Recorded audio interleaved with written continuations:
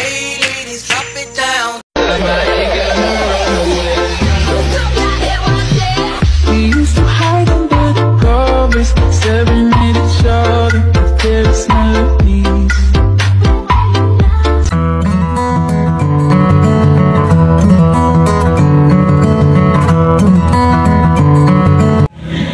Bismillahirrahmanirrahim. Assalamualaikum warahmatullahi wabarakatuh.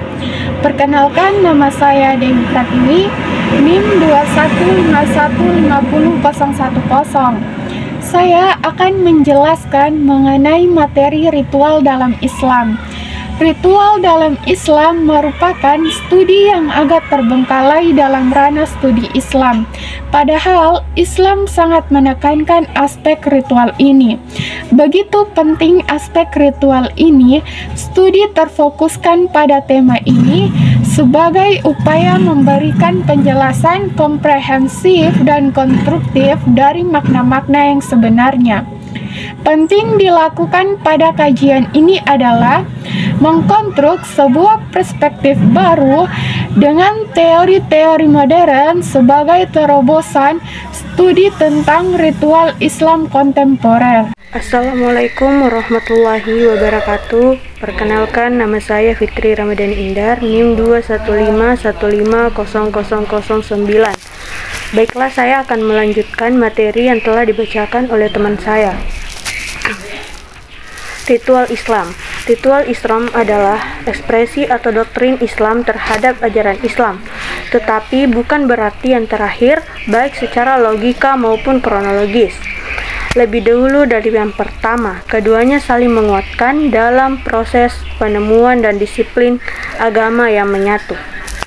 Salah satu tujuan pelaksanaan ritual dalam Islam adalah untuk pemeliharaan dan pelestarian kesakralan. Ritual juga merupakan tindakan yang memperkokoh hubungan pelaku dengan objek yang suci dan memperkuat solidaritas kelompok yang menimbulkan rasa aman dan kuat mental. Ritual sendiri didefinisikan sebagai perilaku yang diatur secara ketat, dilakukan sesuai dengan ketentuan dan berbeda dengan perilaku sehari-hari, baik secara melakukannya maupun secara maknanya. Ritual dalam Islam secara umum. Jadi, ritual dalam Islam secara umum adalah dalil yang tegas dalam Al-Quran dan As-Sunnah seperti sholat. Semua agama memiliki ritual masing-masing. Yang pertama adalah ritual Islam primer. Ritual Islam primer adalah ritual Islam yang wajib dilaksanakan oleh umat Islam, seperti sholat 5 waktu yang dilakukan oleh umat Islam dalam sehari semalam. Kewajiban ini disepakati oleh ulama, dikarenakan berdasarkan ayat Al-Quran dan hadis Nabi Muhammad SAW. Yang kedua, ritual Islam sekunder. Ritual Islam sekunder adalah ritual di mana seperti sholat sunnah, melakukan sholat tahajud, dan sholat duha. Yang ketiga adalah ritual Islam tertier, yaitu ritual yang berupa anjuran, misalnya ajaran untuk membaca ayat kursi, seperti dalam hadis yang diriwayatkan oleh Imam An-Nasai dan Ibnu Hibban yang menyatakan bahwa Nabi Muhammad SAW bersabda, orang yang membaca ayat kursi setelah sholat wajib tidak akan menghalanginya memasuki surga. Kemudian, dari sudut tujuan, ritual Islam dibedakan menjadi dua, yaitu yang pertama, mendapatkan ridho Allah Subhanahu wa Ta'ala serta balasan yang ingin dicapai adalah kebahagiaan akhirat. Yang kedua, mendapatkan kebahagiaan di dunia seperti sholat istiqo. Selanjutnya yaitu fungsi dan unsur-unsur institusi. Secara umum, institusi adalah memenuhi segala kebutuhan pokok manusia, seperti kebutuhan keluarga, hukum, ekonomi, politik, sosial, dan budaya. Adapun fungsi institusi sebagai berikut, yaitu memberikan pedoman kepada masyarakat dalam mengupayakan pengendalian berdasarkan sistem tertentu, yang sistem pengawasan tingkah laku, Yang kedua, menjaga stabilitas dan keamanan masyarakat.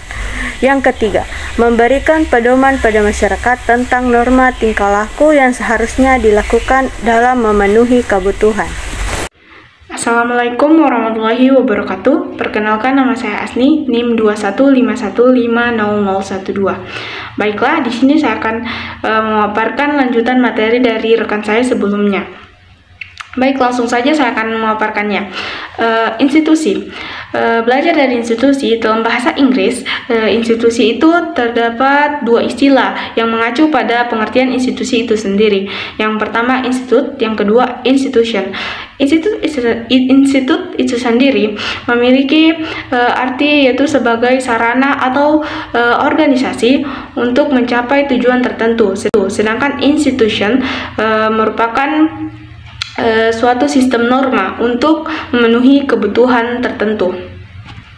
Pada istilah institusi terdapat dua pengertian yang dapat kita ketahui. Yang pertama, sistem norma sebagai pranata, dan yang kedua itu bangunan sosial. Norma. Jadi, norma adalah sebuah tindakan atau ketentuan yang mengikat sekelompok warga dalam masyarakat. Pengertian norma juga bisa diartikan sebagai petunjuk atau pedoman perilaku yang harus dilakukan dan tidak harus dilakukan.